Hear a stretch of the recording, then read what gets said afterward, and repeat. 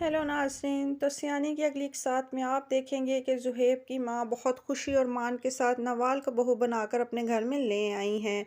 उनको सब ये बात समझाते रहे कि नवाल का जो तरीक़ेकार और लाइफस्टाइल है वो बहुत मॉडर्न है, मगर वो इस बात को समझ ही नहीं पा रही थी। मगर शादी के अगले दिन ही उनको इस बात का अंदाज़ा हो जाएगा कि उनके शौहर ठीक कहते थे कि नवाल बाहर पढ़ी लिखी और बाहर ही पली बड़ी है, वो यहाँ पर एडजस्ट नहीं कर सकती, क्योंकि हमारे घर के कुछ तौर तरीके हैं वो नवाल नहीं जल्द सीख पाएगी।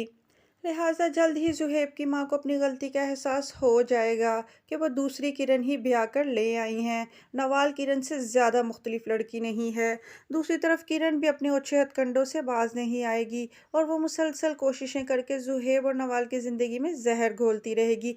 वो दिल में अपना पक्का इरादा कर चुकी है कि नवाल को इस घर में नहीं टिकने देना। वो जहाँ से आई है उसको वहाँ भेज कर ही दम लेगी। लिहाजा इसी सिलसिले में वो शादी के दौरान भी बहुत सारी बदमज़गियाँ पैदा करती रही है और नवाल के ख़ानदान में भी उसकी माँ को फ़ोन कर कर के उकसाती रही है। मगर उसकी सब कोशिशों के बावजूद भी नवाल दुल्हन बन के इस घर में आ गई है। वो तो यही चाहती थी कि ये रिश्ता यहीं पर ख़त्म हो जाए और उसके ससुराल वाले मज़ा चखें, क्योंकि वो नहीं चाहती कि कोई उससे भी ज़्यादा ऊँचे स्टैंडर्ड की लड़की आ जाए और किरण को अपना आप कम महसूस हो। मगर किरण यहाँ पर ये अपनी हरकतों से रुकेगी नहीं। उसका ये ओछा हथकंडों वाला सिलसिला चलता रहेगा। वो तमाम घर के दरमियान फूट डलवाने की कोशिश करती रहेगी। अब किरण को शर्म आनी चाहिए कि जिस तरह से वो झूठ बोलकर और मकारियाँ कर कर अपने ससुराल में शामिल हुई। ससुराल वालों पर उसकी हकीकत खुलने के बावजूद कुछ अरसे बाद वो बेचारे शरीफ लोग उसको वापस ले आए। मगर किरण नसीहत लेने वाले लोगों में से नहीं। होना तो ये चाहिए कि वो ससुराल में अपनी जगह बनाने की कोशिश करे, मगर वो मज़ीद उल्टी-सीधी हरकतें करके उन सबके दिल से उतरती चली जा रही है।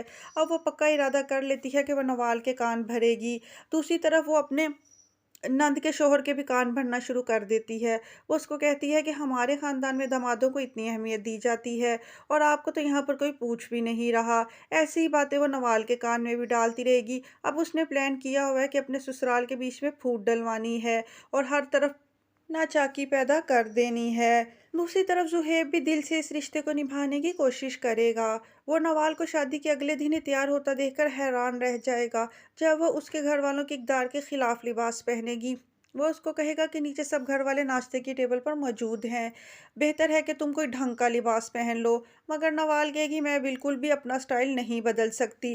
तो यहाँ पर ज़ुहैब को अंदाज़ा हो जाएगा कि नवाल भी किरण की तरह ही ज़िद्दी और बदअखलाक लड़की है और ये तो उसकी माँ और उस घर वालों को भी अच्छी तरह समझ आ जाएगी कि उन्होंने भी कोई बेहतरीन फ़ैसला नहीं किया। वो जो उजाला को बहू बनाना से हमेशा इनकारी रहे हैं, तो खुद भी अपनी बहुत ज़्यादा अकल फ़हम लड़ाकर भी कोई बहुत अच्छी लड़की नहीं लेकर आए। दूसरी तरफ अब किरण नया खेल खेलेगी। वो नवाल के ज़हन में भी ये बात डाल देगी कि ज़ुहैब तो मेरी कज़न उजाला को पसंद किया करता था। वो बस यही चाहेगी कि ये दोनों मियाँ-बीवी की कोई हम-आहंगी पैदा ना हो। और नवाल खुद तो बाहर के मुल्क में रह कर आई है और उसका वहाँ पर एक अफ़ेयर भी था। मगर इस सब बातों के बावजूद भी वो ज़ुहैब के पीछे हाथ धोकर पड़ जाएगी। अपना माज़ी भुला देगी मगर ज़ुहैब का ध्यान रखना शुरू कर देगी। यूँ ज़ुहैब और नवाल के बीच में रोज़-रोज़ झगड़े रहना शुरू हो जाएँगे। दूसरी तरफ किरण भी जल्दी पर तेल का काम करती रहा करेगी। तमाम ख़ानदान वालों के कान भरना, उनकी ग़ीबतें करना, उनको आपस में लड़ाना, इस महम पर वो बहुत दिलजमी के साथ काम करेगी और वो अपने इन मकासद में कामयाब भी होती रहेगी।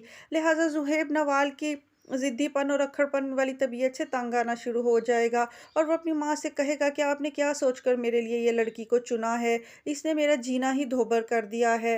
और इस बात से तो ज़ुहैब की माँ भी एग्री करेगी कि मुझसे गलती हो गई। मेरे नसीब में तो बहुओं का सुख है ही नहीं।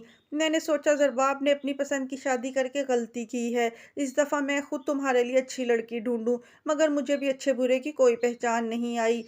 यूँ इसको लड़ झगड़ कर आखिरकार ज़ुहैब और नवाल का रिश्ता ख़त्म हो जाएगा। किरण इस बात से बेहद खुश होगी कि वो अपने मकासद में कामयाब हो चुकी है। लेकिन आहिस्ता-आहिस्ता किरण की हरकतें भी सब घर वालों पर ज़ाहिर होना शुरू हो जाएँगी और पिछली दफ़ा तो उसको सबने माफ़ कर दिया था। मगर इस दफ़ा की वो जो घटिया हरकतें पूरे ख़ानदान में नाचाकी पैदा करके और ज़ुहैब का घर भी उजाड़ देगी, ये वाली चीज़ें तो कोई भी माफ़ नहीं करेगा। किरण को बेवकूफ़ों की तरह किए की खूब सज़ा मिलेगी। ज़ुहैब उसको धक्के मारकर घर से निकाल देगा और उससे बच्चे भी छीन लेगा। अगर किरण सब्र तहम्मुल का मुज़ाहिरा करती और अपनी माँ की पढ़ाई हुई पट्टियों में ना आती, तो उसके पास सब कुछ ही था। उसके लिए यही बेहतर था कि वो अपने ससुराल वालों का दोबारा से दिल जीतती, मगर ना सही, वो अपने ओछे हथकंडों से बाज ही नहीं आई, लिहाजा अब सब कुछ गवा देगी। ज़ुबाब के दिल से भी उतर जाएगी और उसके घर से भी निकल जाएगी। क्या चीज़ उसको खुदा ने नहीं अता की थी। ज़ुबाब भी इतना चाहता था। बेशक मकारियों और झूठ के बाद उसने उससे शादी की थी, मगर ज़ुबाब की मोहब्बत सच्ची थी और एक दफ़ा सब ने उसको माफ़ कर दिया था, तो उसके हक़ में यही बेहतर था कि अपने लिए जगह बनाने की कोशिश करती। इतने खूबसूरत बच्चे भी थे, अमीर घर भी था, मोहब्बत करने वाला शौहर भी था, मगर किरण को किसी पल सुकून नहीं आया। लिहाजा अपना घर अपने हाथों से ही उजाड़ने चली है। खाली हाथ रह जाएगी, उसके हाथ कुछ भी नहीं आएगा। दूसरी तरफ उजाला भी रिज़वान के टॉर्चर से तंग आ जाएगी। दिन-रात के ताने उसको रिज़वान से अलहदगी पर मजबूर कर देंगे और रिज़वान जो है वो किसी न किसी केस में फँसकर जेल में भी चला जाएगा।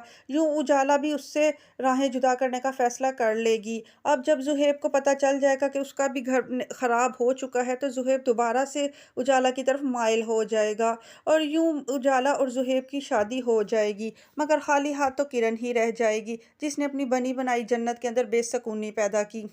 तो बस किरण रोती-पीटती हुई अपनी माँ के दर पर जा बैठेगी। वही गरीबी की ज़िंदगी होगी और वही किरण के बुरे हालात होंगे। इसने सब्र ना किया, बस इसी वजह से किरण जो है वो अपने बुरे अंजाम को पहुँच जाएगी। सब कुछ उसे ऊपर वाले ने अता कर दिया था, मगर बेकदरी और नाशुक्री औरत मज़ीद से मज़ीद चालें चल के अपना आप को बर्बाद कर बैठी।